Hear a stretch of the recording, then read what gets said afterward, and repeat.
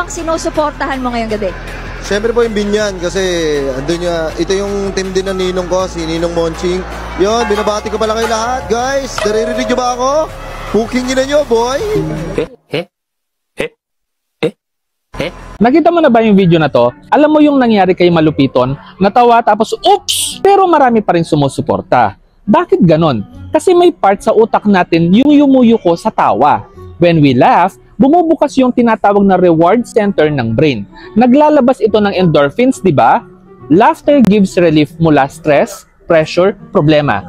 Parang instant mood lift.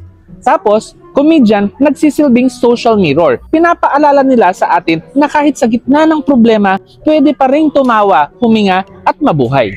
Pero iba pa din, humor builds connection. Yung mga jokes, kahit nakakatawa o nakakaiyak, tumatama dahil nakikita mo sa sarili mo ang kwento. Revolutionary yun sa pakiramdam mo. Hindi ka nag-iisa. Yun yung dahilan kung bakit may mga bahid na controversy, may loyal na tagasunod, may sense of belonging.